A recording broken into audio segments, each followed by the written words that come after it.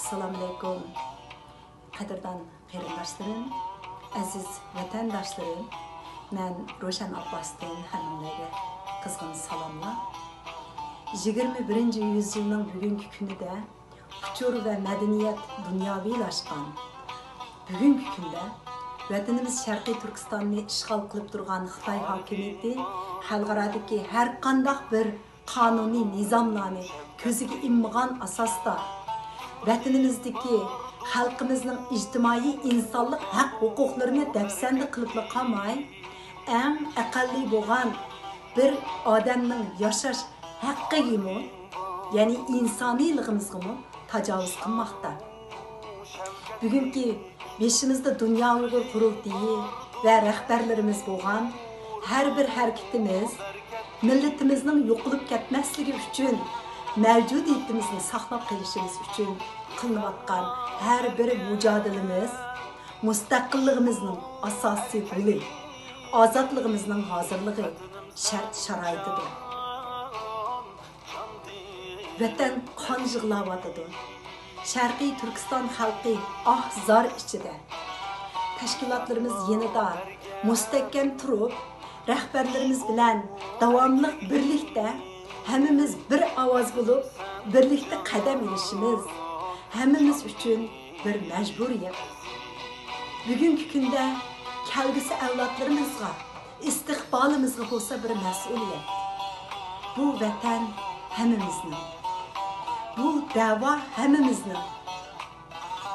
Xuddi 5 vaqt namozni hech kim uchun o'qib qo'yolmaganidek, xuddi ibodatlarimizning savobi faqat o'zimiz bilan bo'lgandek, bu da'voni hech kim biz uchun qilib qo'yolmaydi. Hammamiz hamma tarafdan qo'limizdan nima kelsa shuni qiladigan vaqtimiz. Qo'limizdan nima kelsa hammamiz şunu qilishimiz shart.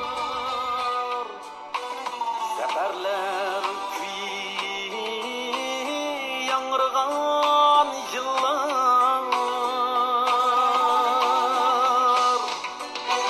şuna gururda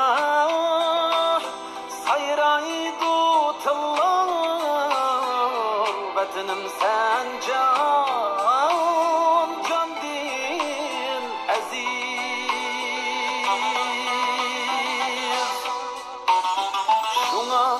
gururda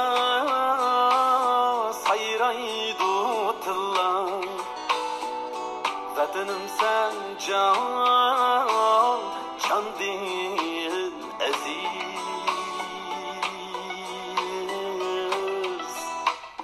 vatanim sen can din aziz.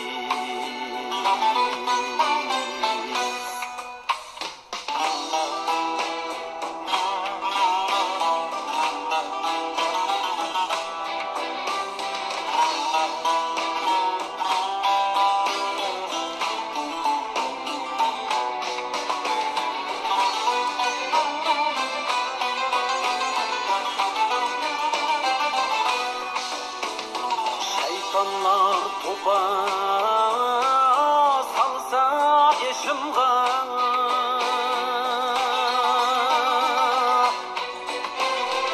Gözini alaysa tağı teşimga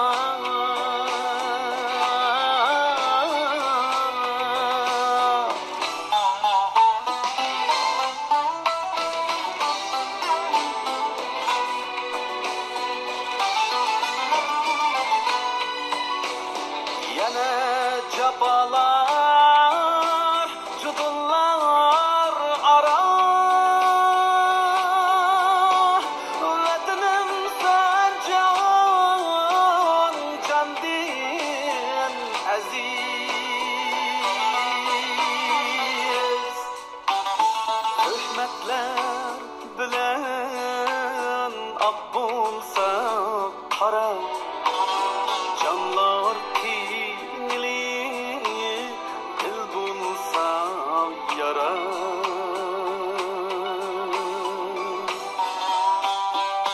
nimeler kelsin dışımga Kadınım sen can, can değil aziz.